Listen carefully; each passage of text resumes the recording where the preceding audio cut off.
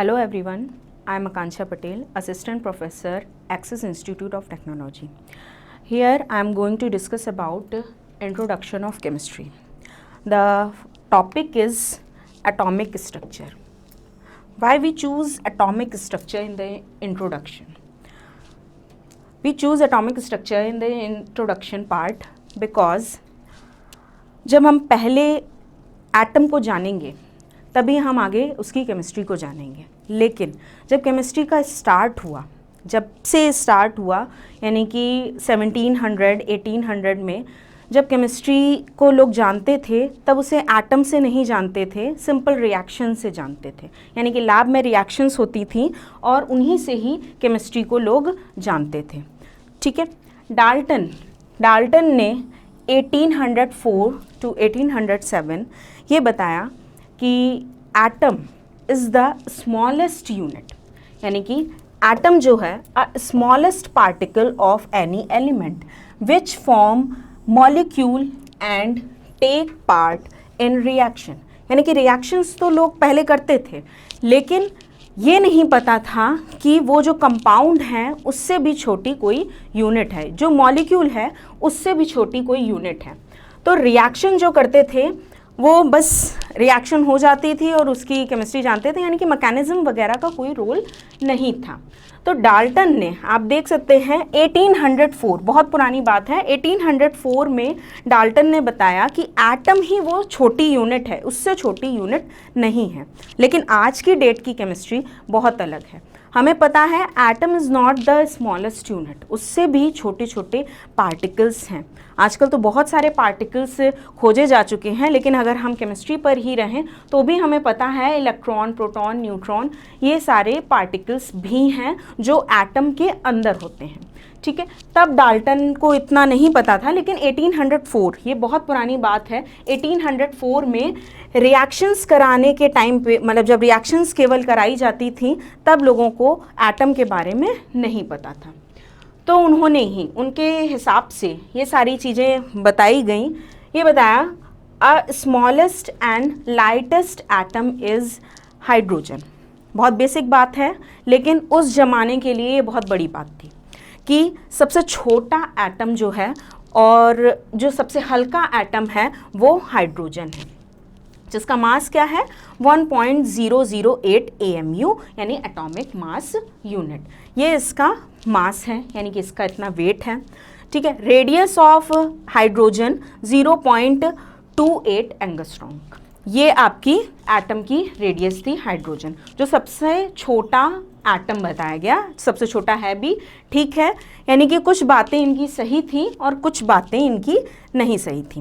19th century में जब हम आए, atom was consider as a smallest particle and non divisible. यानी कि पूरी 19th सेंचुरी, यानी कि इसी तरीके से 1800 से 1900 तक यही लोगों को लगता रहा कि एटम से छोटी कोई यूनिट नहीं है। लेकिन इसके बाद 19th सेंचुरी के एंड में जब हम पहुँचे, तब 19th सेंचुरी के जब हम एंड में पहुँचे तब साइंटिस्ट ने ये बताया कि ऐसा नहीं है कि एटम ही छोटा पार्टिकल है, इससे भी कुछ छोटे पार्टिकल हैं जिन्हें हम इलेक्ट्रॉन, प्रोटॉन और न्यूट्रॉन के नाम से जानते हैं। ठीक है, ये पार्टिकल आपके स्टेबल हैं, यानी कि हम कह सकते हैं कि ये पार्टिकल आपके स्टेबल हैं, परमानेंट पार्टिकल हैं। ठीक है, second, unstable and temporary particle. Unstable and temporary particle भी तभी बताए गए, क्या है, positron, neutrino, anti neutrino etcetera, meson etcetera, ये सब आपके क्या हैं, ये सब आपके टेम्परेरी पार्टिकल्स हैं। तो 19th सेंचुरी के एंड तक, यानी कि लगभग 100 सालों तक कि यही धारणा बनी रही कि एटम ही सबसे छोटी यूनिट है। ठीक है, तो आगे बढ़ते हैं। अब हम ईयर वाइज देखेंगे कब किस चीज़ की खोज हुई। ठीक है, तो 1897 में देखिए इलेक्ट्रॉन की खोज जे थॉमसन ने की। 1909, काफ़ी ईयर्स का डिफरेंस है, अराउंड 20 ईयर्स के डिफरेंस के बाद रदरफोर्ड ने प्रोटॉन बताया। यानी कि प्रोटॉन, इलेक्ट्रॉन तो पता चल गया, लेकिन प्रोटॉन नहीं पता चला। प्रोटॉन आपको 1909 में पता चला।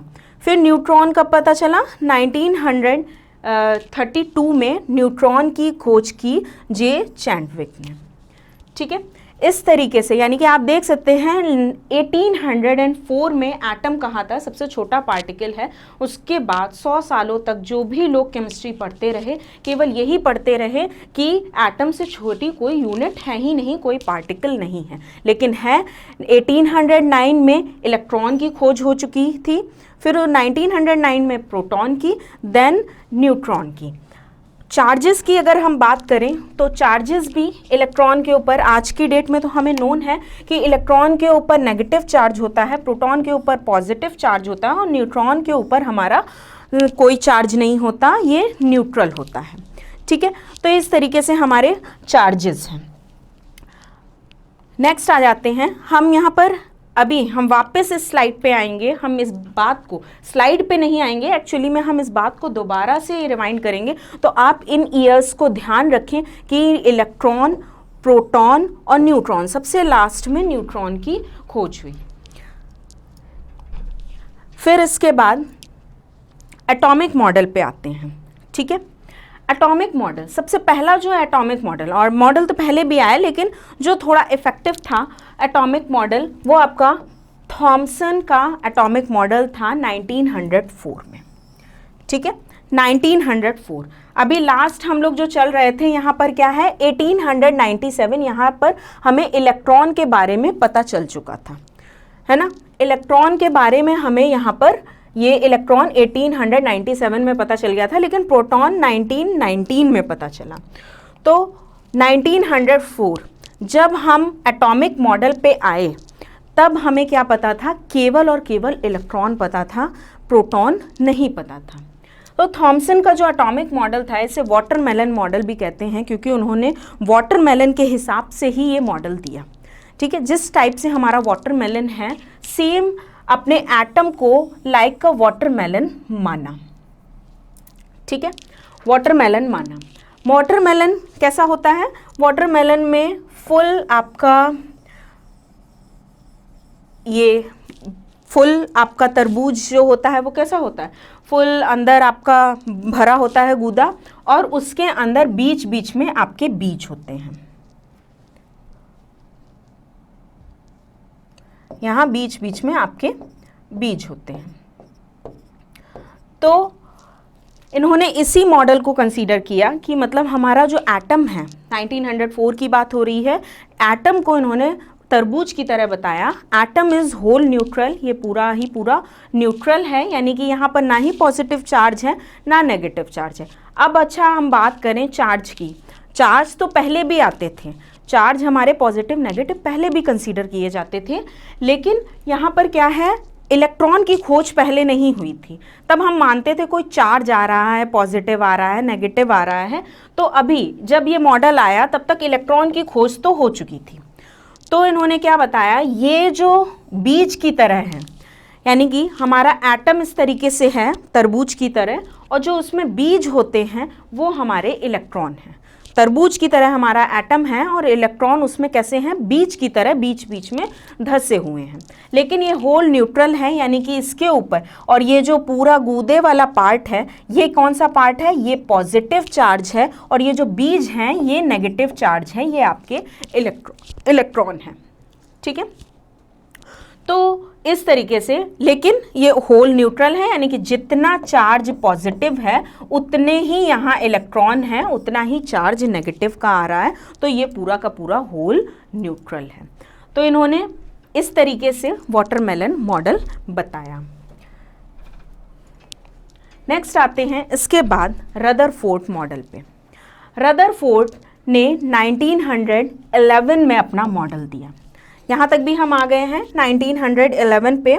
तो 1911 पे मॉडल आया, लेकिन अभी तक हमें क्या नहीं पता था, अभी तक हमें इलेक्ट्रॉन का ही केवल पता था, न्यूट्रॉन और प्रोटॉन नहीं पता थे। तो 1911 में हमें केवल स्टिल इलेक्ट्रॉन ही की नॉलेज थी, न्यूट्रॉन और प्रोटॉन की कोई नॉलेज नहीं थी। इन्होंने किस तरीके से अपना मॉडल दिया, इन्होंने दिया अल्फ़ा रे स्कैटरिंग कराई, यानी कि अल्फा रे की बम्बार्डमेंट कराई एटम के ऊपर। एटम है वहाँ पर अल्फा रे का प्रकीर्णन कराया।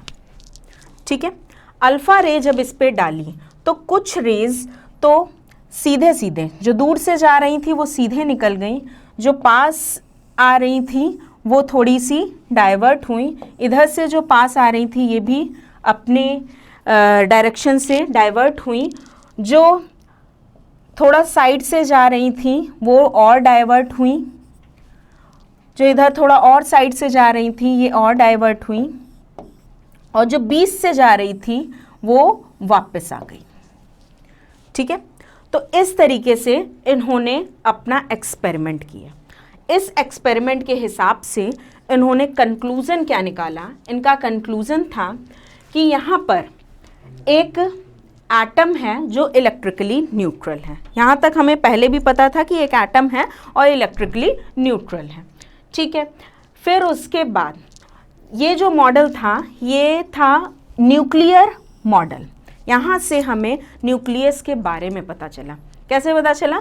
जब यहाँ पर एटम पर अल्फ़ा रेज की बम्बार्डमेंट कराई, अल्फ़ा के ऊपर क्या चार्ज होता है? पॉजिटिव चार्ज है। तो जब ये इधर जा रहा है तो ये यहाँ से इससे क्या हो रहा है? ये वापस आ जा रहा है, यानी कि अल्फ़ा रे यहाँ बीच में जाके इससे टकराने की या फिर बीच से गुजर जाने की बजाय ये वापस आ रही हैं। ठीक है, और जो थोड़ा थोड़ा किनारे से जा रही थी वो बहुत ज़्यादा डाइवर्ट हो रही हैं, जो दूर से जा रही थी वो कम डाइवर्ट हो रही हैं। तो इसी के हिसाब से इन्होंने अपना कंक्लूज़न निकाला कि जो नेगेटिव चार्ज है, जो आपका नेगेटिव इलेक्ट्रॉन है आउटर मोस्ट न्यूक्लियस पे है।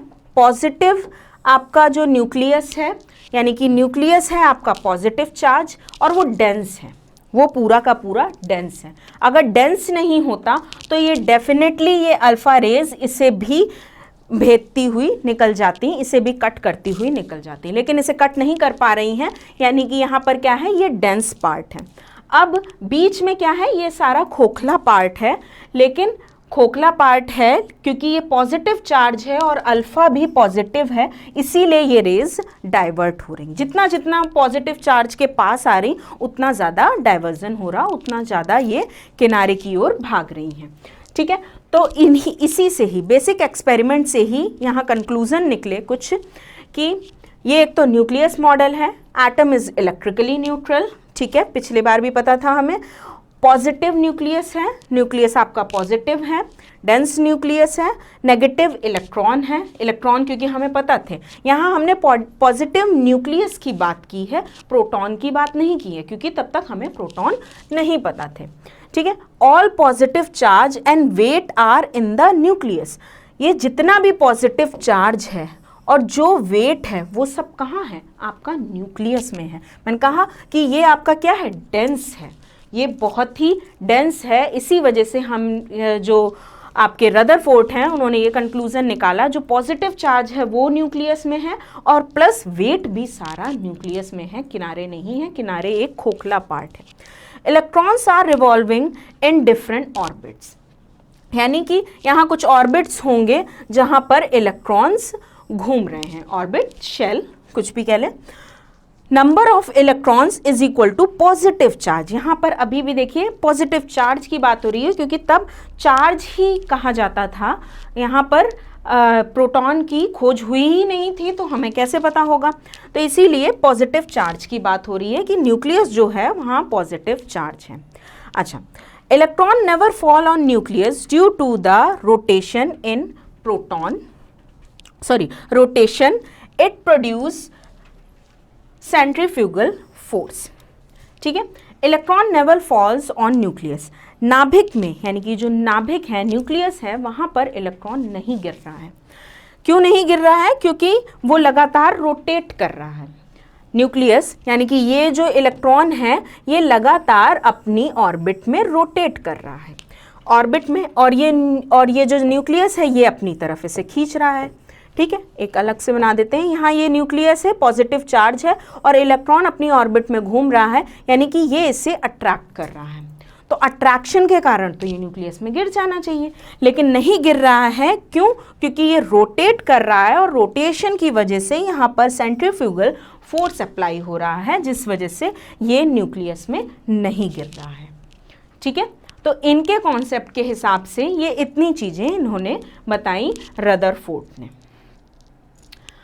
रदरफोर्ड का मॉडल। नेक्स्ट हम आगे बढ़ जाते हैं इनके फेलियर्स।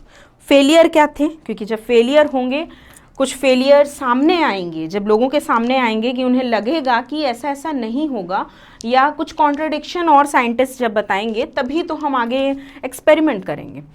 तो मैक्सवेल ने क्या किया? According to Maxwell electrodynamic principle, जो मैक्सवेल ने इलेक्ट्रोडायनेमिक प्रिंसिपल के हिसाब से बोला, a movable electro charged particle continuously emit the light. Same सही बात है, कोई भी चीज़ अगर घूम रही है तो वो लाइट इमिट करेगी। नहीं भी सही, अगर हम लाइट के फॉर्म में नहीं समझ सकते तो हम एनर्जी के फॉर्म में तो समझ ही सकते हैं कि light is a form of energy. तो अगर कोई चीज़ रोटेट कर रही है, लगातार वो रोटेट कर रही है या लगातार मूवमेंट कर रही है, तो डेफिनेटली वो अपनी एनर्जी लूज़ करेगी। हम भी हैं, अगर लगातार काम करते रहेंगे तो अपनी एनर्जी लूज़ करते रहेंगे, हमें एनर्जी कहीं ना कहीं से चाहिए। तो जब ये कॉन्टीन्यूसली एनर्जी लूज़ कर रही है, continuous emit the light, due to emission it loss energy and get fall on the nucleus. ये घूम भले ही रहा है, जब तक घूम रहा है इसके पास एनर्जी है, तब तक तो ये अपने आप को बचाए रखेगा, ये न्यूक्लियस में नहीं गिरेगा। लेकिन ये कॉन्टीन्यूसली लाइट इमिट हो रही है, इस वजह से क्या होगा, या एनर्जी इमिट हो रही है, दैट्स वाई ये किसी ना किसी टाइम पे तो न्यूक्लियस पे गिर जाना चाहिए। ठीक है, तो ये कॉन्ट्रडिक्शन था मैक्सवेल ने बोला।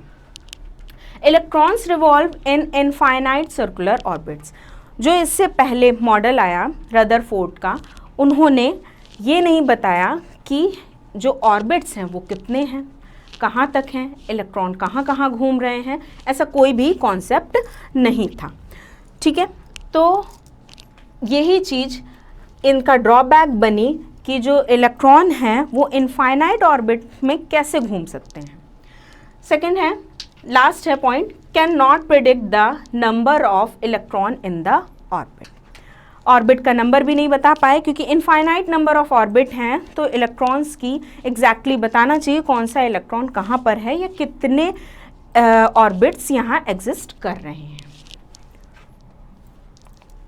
तो ये थे इनके फेलियर।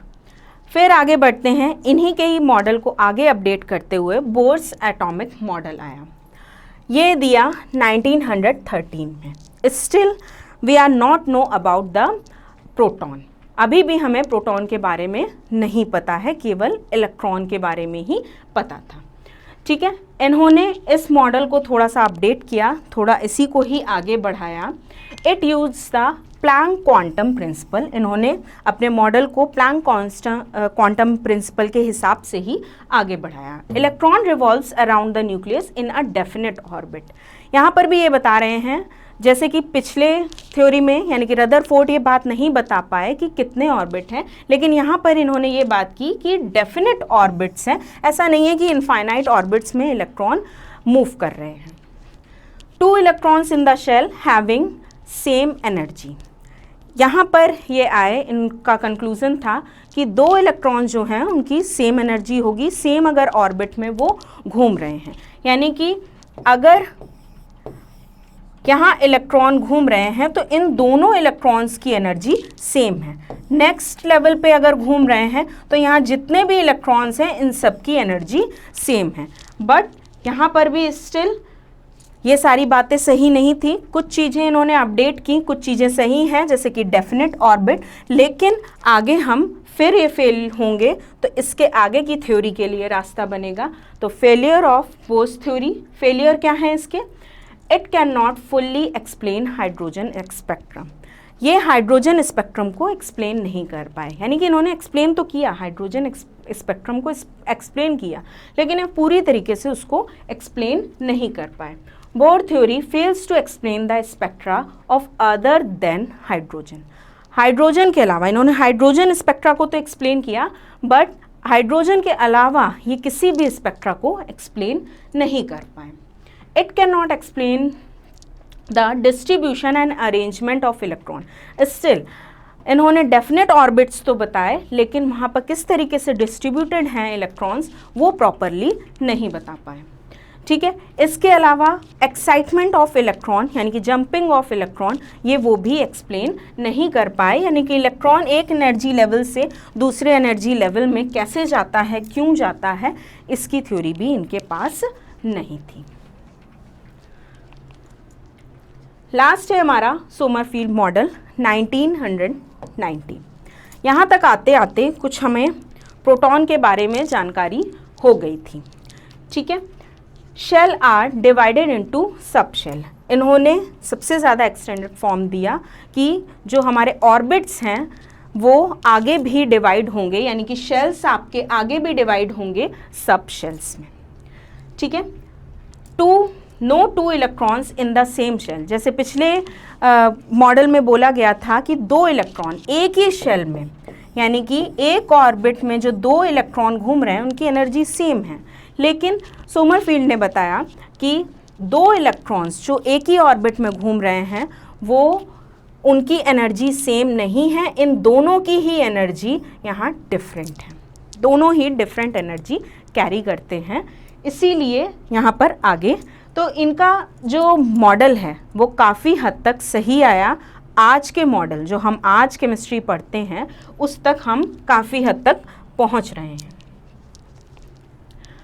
तो एटम्स हमारा पूरा लगभग बन के तैयार हो गया है. काफ़ी चीज़ें उसमें क्लियरिटी आ गई हैं. क्या क्या क्लियरिटी आ गई है, अगर हम फाइनल एक टच ले लें तो क्या है, एटम है, न्यूक्लियस है. न्यूक्लियस पॉजिटिवली चार्ज है, प्रोटॉन है, यहाँ पर इलेक्ट्रॉन आपके बाहर शेल्स में यानी कि ऑर्बिट्स में घूम रहे हैं. यहाँ पर इनफाइनाइट ऑर्बिट्स नहीं है, एक पर्टिकुलर ऑर्बिट्स हैं अलग अलग डिपेंडिंग ऑन द एटम्स. और जो उनके अंदर इलेक्ट्रॉन्स घूम रहे हैं ये भी फाइनाइट हैं, इनफाइनाइट नहीं हैं. इन इलेक्ट्रॉन्स की यानी कि सेम ऑर्बिट में जो इलेक्ट्रॉन्स हैं उनकी एनर्जी भी सेम है, यानी कि इनकी एनर्जी डिफरेंट है. इनकी एनर्जी डिफरेंट है.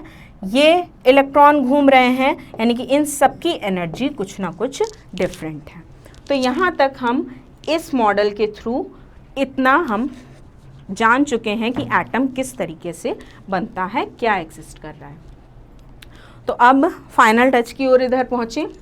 क्या है, न्यूक्लियस है जो प्रोटॉन प्लस न्यूट्रॉन, यानी कि न्यूक्लियस आपका किससे बना है, प्रोटॉन से बना है एंड न्यूट्रॉन से बना है. सेकंड, एटॉमिक नंबर पे आ जाते हैं. Atomic number is equal to number of proton. जितने नंबर ऑफ प्रोटॉन होंगे वो ही आपके नंबर ऑफ इलेक्ट्रॉन होंगे. यानी कि जो आपका न्यूक्लियस है, न्यूक्लियस में क्या क्या है, आपके प्रोटॉन भी हैं, न्यूट्रॉन भी हैं. प्रोटॉन आपकी 1919 में खोज हुई थी और 1932 में न्यूट्रॉन की खोज हुई.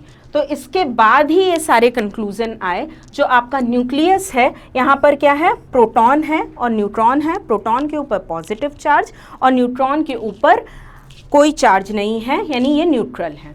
एटॉमिक नंबर कहाँ से बनता है, एटॉमिक नंबर बनता है नंबर ऑफ प्रोटॉन से. जितने नंबर ऑफ प्रोटॉन्स हैं उतने ही नंबर ऑफ न्यूट्रॉन्स हैं. That's why the atom is whole neutral. Mass number पे अगर हम आए तो mass is P for proton, N for neutron. तो प्रोटॉन प्लस न्यूट्रॉन का जो मास है वही आपका क्या है, मास नंबर है, वही आपका एटॉमिक मास है. क्योंकि इलेक्ट्रॉन का मास इतना कम था कि हम उसे नेग्लेक्ट कर देते हैं. ठीक है, चार्ज तो नॉट नेग्लेक्सिबल है बट द मास इज नेग्लेक्सिबल. तो वही है, डिफरेंट फॉर्मेट में लिखा हुआ है. इसी को हम P को प्रोटॉन बोलें, इलेक्ट्रॉन बोलें तो इसे हम Z से रिप्रेजेंट कर सकते हैं क्योंकि जितना प्रोटॉन है वो ही हमारा Z है, नंबर ऑफ न्यूट्रॉन्स, या फिर जितना Z है ये सारी तीनों चीज़ें एक ही नंबर को रिप्रेजेंट करती हैं, इसीलिए यहाँ पर लिखी हैं. ठीक है, रिप्रेजेंटेशन ऑफ आपका एटम किस तरीके से होता है, यानी कि हम एटम का सिंबल ले लेते हैं, नीचे एटॉमिक नंबर लिखेंगे और ऊपर एटॉमिक मास। तो ये हमारा हो गया सिंबल, जैसे कि हमने सोडियम का सिंबल लिया है, सोडियम 11 एटॉमिक नंबर हो गया, यही आपके प्रोटॉन और यही आपके इलेक्ट्रॉन को भी रिप्रेजेंट कर रहा है, और ये क्या है आपका मास नंबर यानी कि एटॉमिक मास, ये आपके प्रोटॉन और न्यूट्रॉन का एडिशन बता रहा है। ठीक है, तो इस तरीके से हमारा आ जाता है ये पूरा एटम, यानी कि एटम बन गया, सिंबल आ गए, और एटम के अंदर क्या क्या है ये सारी चीज़ें आ गई। अब हम आ जाते हैं सीधे आइसोटोप पे। एटम तो बन गए हमारे, लेकिन अब हमें ये जानना है कि एटम में भी यहाँ पर कुछ वैरायटीज़ होती हैं, यानी कि एक ही जैसे एटम, जैसे कि हम पीरियोडिक टेबल में देखते हैं, आगे बढ़ रहे हैं, पीरियोडिक टेबल में देखते हैं हाइड्रोजन है, लेकिन हाइड्रोजन के भी कुछ फॉर्म्स हैं, या फिर कार्बन है उसके भी कुछ फॉर्म्स हैं, तो वो हम कैसे जानते हैं, आइसोटोप है, आइसोबार है, आइसोकोर है, इनसे हम इनके फॉर्म्स को देखते हैं। तो आइसोटोप नंबर फर्स्ट है आइसोटोप। एटम तो है, लेकिन एक सेम टाइप का एटम भी दूसरी तरीके से दिख सकता है, तो वो क्या है, the atom of an element which have the same atomic number, यानी कि यहाँ पर क्या है, एटॉमिक नंबर सेम है। अब जब एटॉमिक नंबर सेम है तो वो सेम ही होना चाहिए, ठीक है, लेकिन यहाँ क्या है, बट डिफरेंट एटॉमिक मास, मास यहाँ पर डिफरेंट है, उसका वेट डिफरेंट है, नंबर सेम है एटॉमिक नंबर, यानी कि उसमें इलेक्ट्रॉन सेम है, जो एक एटम में है वही दूसरे एटम में सेम नंबर ऑफ इलेक्ट्रॉन है, जितने प्रोटॉन पहले एटम में है उतने ही प्रोटॉन दूसरे एटम में है, यानी कि दोनों में प्रोटॉन और इलेक्ट्रॉन सेम है, बट क्या यहाँ डिफरेंस है, यहाँ मास डिफरेंस है, क्योंकि अगर हम मास निकालें तो मास के लिए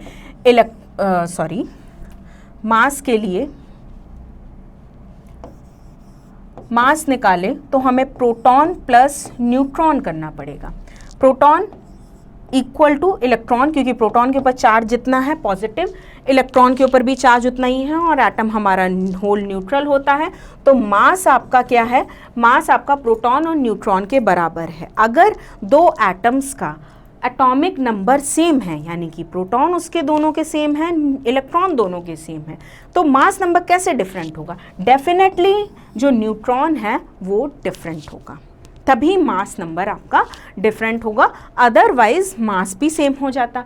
तो केवल न्यूट्रॉन के डिफरेंट होने की वजह से, जबकि न्यूट्रॉन क्या है, ये न्यूट्रल है, ये होल न्यूट्रल है, यानी कि हमारे एटम के ऊपर और कुछ फ़र्क नहीं पड़ने वाला है, लेकिन वेट पे फ़र्क पड़ेगा, क्योंकि इसका वेट लगभग प्रोटॉन के बराबर होता है, यानी कि एक न्यूट्रॉन का वेट एक प्रोटॉन के बराबर होता है अप्रॉक्सीमेटली। तो वेट बढ़ जाएगा अगर वेट अलग है, डिफरेंट है, तो इस तरीके से क्या है, आइसोटोप बनता है। तो आइसोटोप की अगर हम केमिकल प्रॉपर्टी की बात करें तो डेफिनेटली ये केमिकल प्रॉपर्टी सेम होगी, क्योंकि केमिकल प्रॉपर्टी डिपेंड करती है इलेक्ट्रॉन पे, न्यूक्लियस पे कभी केमिकल प्रॉपर्टी नहीं डिपेंड करती, वो केवल और केवल इलेक्ट्रॉन पे करती है, क्योंकि इलेक्ट्रॉन आउटर मोस्ट शेल में होते हैं और वहीं से रिएक्शन होती है। न्यूक्लियर रिएक्शन की बात अलग करते हैं, तो न्यूक्लियस पे बाद में आएंगे। न्यूक्लियर रिएक्शन होती है, वहाँ पर तो बहुत ज़्यादा एनर्जी होती है। खैर, नॉर्मली हम क्या कराते हैं, जो हम लैब में काम करते हैं वो हम इलेक्ट्रॉन के बेसिस पे करते हैं, यानी कि इलेक्ट्रॉन के थ्रू ही आपके रिएक्शंस होती हैं। तो यहाँ पर एग्जांपल्स भी ले लें, तो केमिकल प्रॉपर्टी यहाँ पर क्या होंगी, सेम होंगी, बट फिजिकल प्रॉपर्टी यहाँ डिफरेंट होंगी। इलेक्ट्रॉनिक कॉन्फ़िगरेशन अभी हम आगे देखेंगे, व्हाट इज़ इलेक्ट्रॉनिक कॉन्फ़िगरेशन, वो भी आपकी सेम होगी, क्योंकि वो हम इलेक्ट्रॉन के बेसिस पे निकालते हैं। ठीक है, तो एग्जांपल्स ले लें, जैसे कि क्योंकि अभी हमने सिंबल देखा था, एटॉमिक नंबर को हम कहाँ रिप्रेजेंट कर रहे हैं, नीचे रिप्रेजेंट कर रहे हैं, और ये सभी में सेम है, लेकिन एटॉमिक मास क्या है, यहाँ पर 1 है, यहाँ पर 2 है, यहाँ पर 3 है, यानी कि यहाँ पर कितने, यहाँ पर एक भी न्यूट्रॉन नहीं है, नंबर ऑफ न्यूट्रॉन 0, क्योंकि proton electron equal to proton दोनों आ गए। यहाँ पर न्यूट्रॉन इक्वल टू कितना आ रहा है, 1, और यहाँ पर न्यूट्रॉन इक्वल टू 2 आ रहा है, इस तरीके से आपका आ रहा है। और सभी में प्रोटॉन डेफिनेटली, प्रोटॉन यहाँ कितना है, 1 है, प्रोटॉन यहाँ पर 1 है, और प्रोटॉन यहाँ पर 1 है, यानी कि सब में प्रोटॉन सेम है, सब में इलेक्ट्रॉन सेम है। ये इलेक्ट्रॉन को रिप्रेजेंट कर रहा है, electron 1, electron 1, electron 1, same proton. ठीक है, सिमिलरली हम कार्बन पे आ सकते हैं, ऑक्सीजन के इसके आइसोटोप्स देख सकते हैं। तो ये हो गया isotope where the atomic number is same and the atomic mass is different. Next आते हैं आइसोबार। बार मीन्स यहाँ पर वेट की बात होती है, यानी कि वेट सेम है, आइसो मीन्स सेम।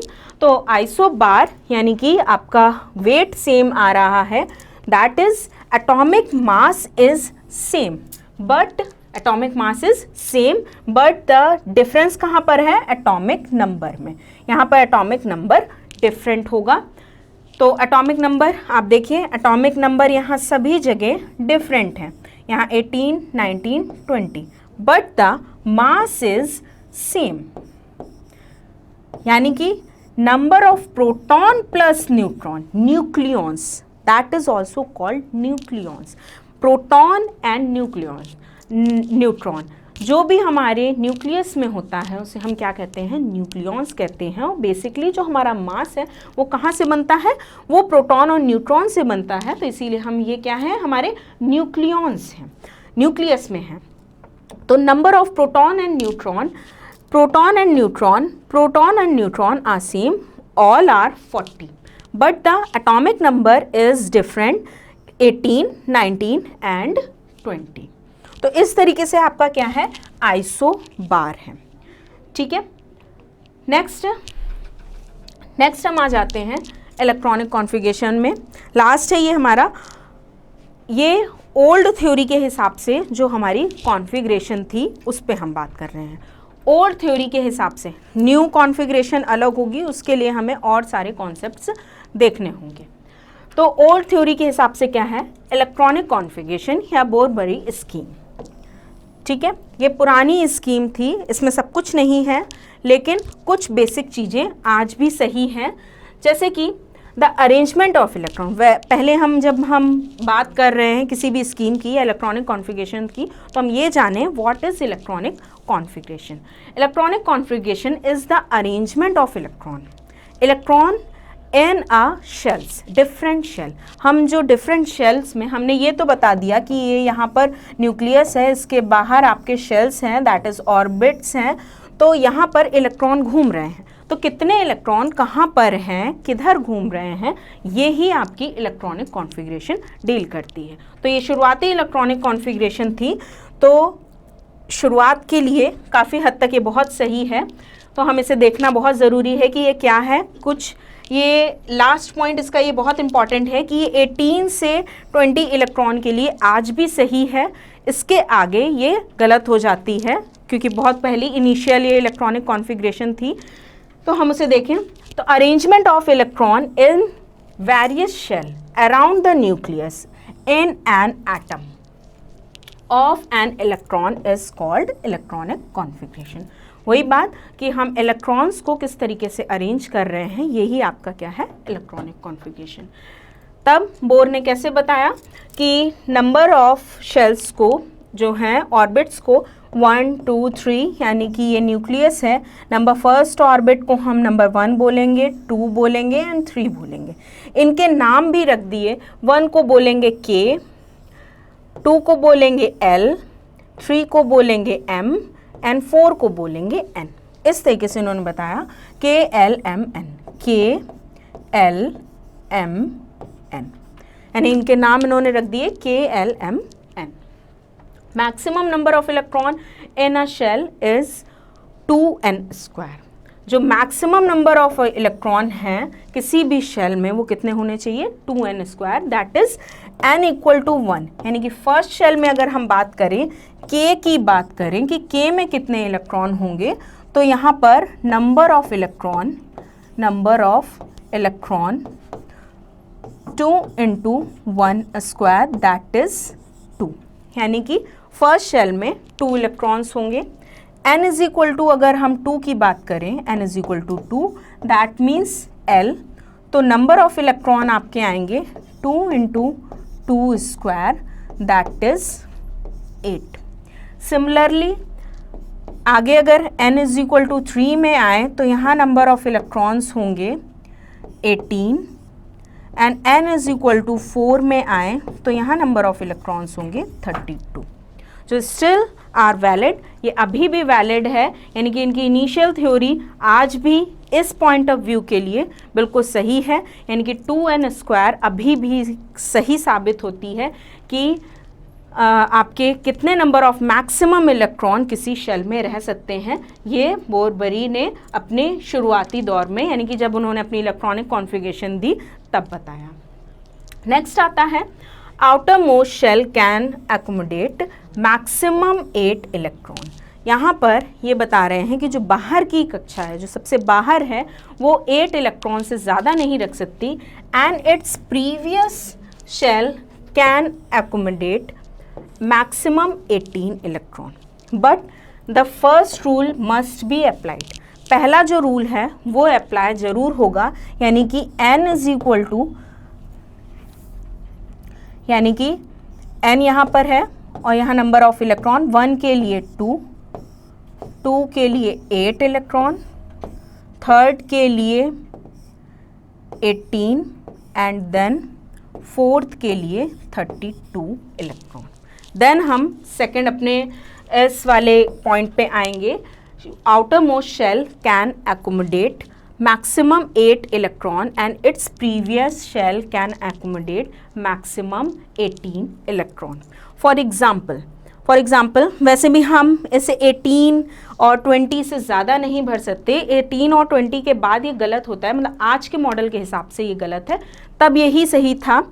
तो अगर हम 18 को ही भरने का कोशिश करें कि 18 इलेक्ट्रॉन को हमें इलेक्ट्रॉनिक कॉन्फ़िगरेशन लिखनी है 18 इलेक्ट्रॉन के लिए, तब क्या होगा, सबसे पहले तो आपको 2 इलेक्ट्रॉन्स ही देने हैं, ठीक है, क्योंकि यहाँ पर कितने आते हैं, फर्स्ट शेल है और यहाँ पर 2 इलेक्ट्रॉन ही मैक्सिमम आते हैं, ठीक है।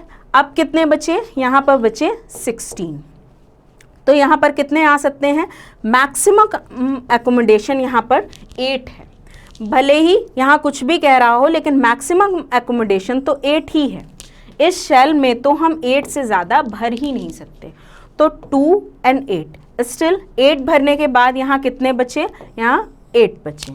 अब ये क्या कह रहा है, ये पॉइंट कह रहा है कि जो maximum electron, outermost shell can accommodate maximum 8 electron and its previous shell can accommodate 18 electron. तो बाहर वाले को तो वापस से, क्योंकि 8 बच रहा है तो हम 8 दे दिए, तो ये कितना हो गया, टोटल 18 हो गया। लेकिन ये वाला पॉइंट वायलेट हो रहा है, ये कह रहा है अंदर वाले शेल को 18 इलेक्ट्रॉन देने हैं। वैसे ही ख़त्म हो गए, तो क्या होगा, अंदर वाले शेल को 18 नहीं दे सकते। अगर हम 18 के अलावा यहाँ 20 करते तो क्या होता, 20 अगर इलेक्ट्रॉन के लिए भरते तो फर्स्ट 20 के लिए अगर हम फिल कर रहे होते तो 2, 8 जैसे ही देते तो हम अंदर 18 करने के लिए इसे फिल नहीं कर सकते थे, क्योंकि यहाँ पर ये क्या है, 8 इलेक्ट्रॉन मैक्सिमम एकोमोडेशन दिखाता है, इसीलिए हम इसे 8 इलेक्ट्रॉन नहीं कर सकते, 18 मतलब आगे नहीं बढ़ा सकते, 8 से 10 नहीं कर सकते, हमें इसे बाहर ही देना पड़ेगा इलेक्ट्रॉन, तो यहाँ हम 2 देंगे। तो ये क्या बना, 18 के लिए बना 2, 8, 8 और 20 के लिए बना 2, 8, 8, 2। ये स्टिल यही कॉन्फ़िगरेशन आती है, हम मॉडल कॉन्फ़िगरेशन से भी लिखें तो भी शेल्स में इतने ही इलेक्ट्रॉन आएंगे, इससे कम ना ज़्यादा, क्योंकि ये वैलिड है, आज तक वैलिड है। ये तब की वैलिडिटी नहीं थी, ये आज की वैलिडिटी है कि ये 18 और 20 के लिए वैलिड है। लेकिन अगर हम 21 पे पहुंच जाएं, अगर हम 21 के लिए उठाएंगे तब क्या होगा, तब होगा 2, 8, आउटर मोस्ट में कितना रखना है, 8 रखना है, फिर ये 8, अब क्या है, इसे 18 देना है, लेकिन इसका अकोमोडेशन केवल 8 का है तो हम छोड़ देंगे, बाहर रखेंगे, 3 इलेक्ट्रॉन आएंगे, ठीक है। 3 इलेक्ट्रॉन ये यहाँ पर फिलअप होके बंद हो जाएगा। लेकिन जो आज की इलेक्ट्रॉनिक कॉन्फ़िगरेशन है वो डिफरेंट है, वो यहाँ से भी एक इलेक्ट्रॉन उठा के यहाँ डालती है, वो हम मॉडल इलेक्ट्रॉनिक कॉन्फ़िगरेशन में देखते हैं। लेकिन ओल्ड कॉन्फ़िगरेशन के हिसाब से ये आता, लेकिन आज की डेट में ये गलत है। इसीलिए यहाँ मेंशन है कि ये कब तक वैलिड होता है, 18 to 20 इलेक्ट्रॉन सिस्टम, यहाँ तक आपका वैलिड होता है। आज के लिए इसे इतना ही रखते हैं। नेक्स्ट पार्ट में हम मॉडल कॉन्फ़िगरेशन देखेंगे कि किस तरीके से मॉडल कॉन्फ़िगरेशन को फिलअप किया जाता है। उसमें क्या है, अभी तक हम ऑर्बिट्स पे आए हैं। ऑर्बिटल के बारे में केवल हमने एक छोटी सी चीज़ जानी है। सोमरफील्ड ने केवल ये बताया कि सब शेल्स में डिवाइड होते हैं, लेकिन सब शेल्स में किस तरीके से डिवाइड होते हैं, क्या क्या है, ये अब हम नेक्स्ट लेक्चर में देखेंगे। आज के लिए इतना ही। Thank you.